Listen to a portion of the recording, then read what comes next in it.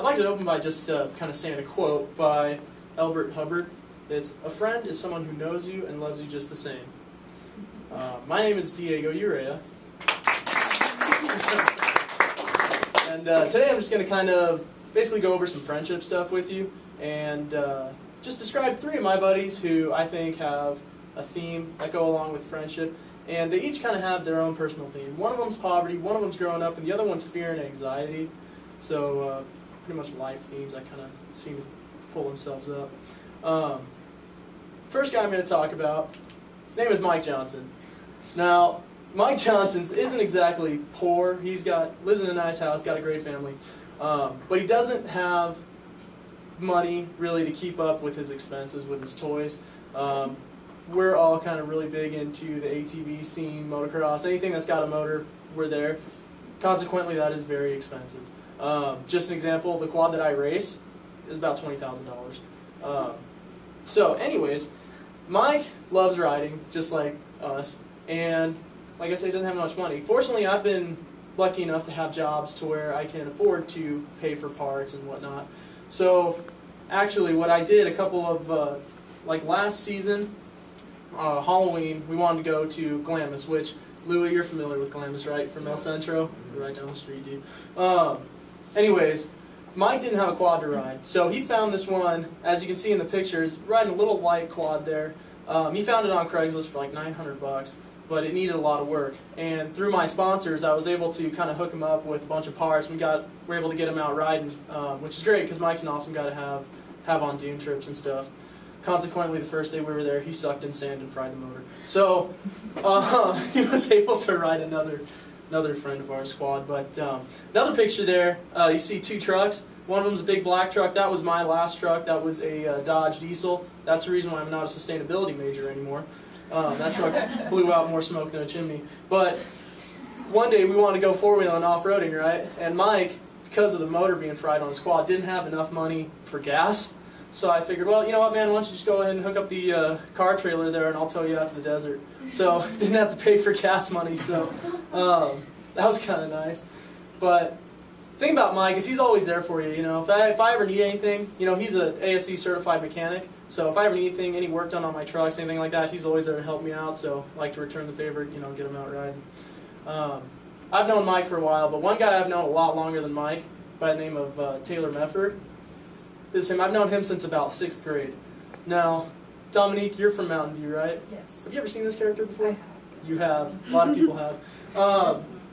Basically, from about 6th grade till maybe 9th grade, we were like pest buds, man. I mean, we would always go to skate parks, we'd watch videos, we'd play video games, everything. Something happened in high school, which happens to everybody. You change. You grow up, you start kind of falling into different trends and whatnot. Now, Taylor was more interested in BMXing and shopping at American Apparel and whatnot, and unfortunately I kind of got more interested in quad racing and no fear.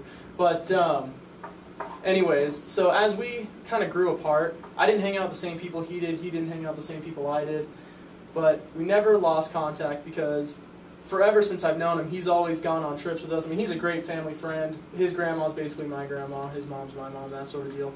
And even to this day, we still don't really hang out at all, but we still talk as much as possible, kind of keep in touch, you know. So even though you may grow apart from friends and you may kind of do different things, it's always good to keep in touch, you know. So basically, with keeping in touch with people and kind of needing to be there for your friends, that brings me to my next point. My friend, who I would probably say is currently my best friend, a guy by the name of Lane. I met Lane about 1.5 years ago at a quad race. And obviously, as you can tell, he's big into the quad racing thing, just like the rest of us. And that's kind of where I met him. And, you know, when I first met him, we would ride like every weekend, and we still do.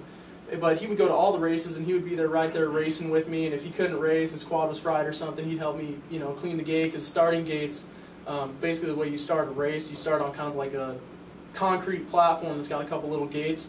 And the gates drop, but the problem is you go from concrete to dirt, and you know when you're really hammering on it, you kick up a lot of dirt onto the concrete, so the guy who races behind you is screwed because he's getting no traction on the pavement. So Lane would always help me sweep off the gates, and he'd kind of hold up the back of my quad so I can smoke the tires and get some traction.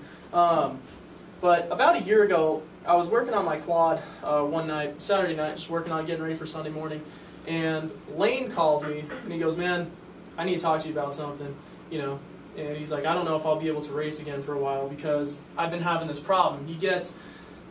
Lane's telling me that he would get very dizzy and have terrible headaches, and he'd basically get vertigo and black out.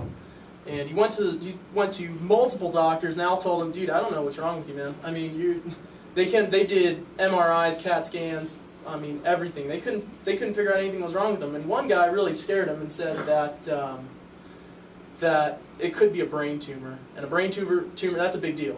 And so he said, your best bet's not to race anymore because that obviously is very physically demanding.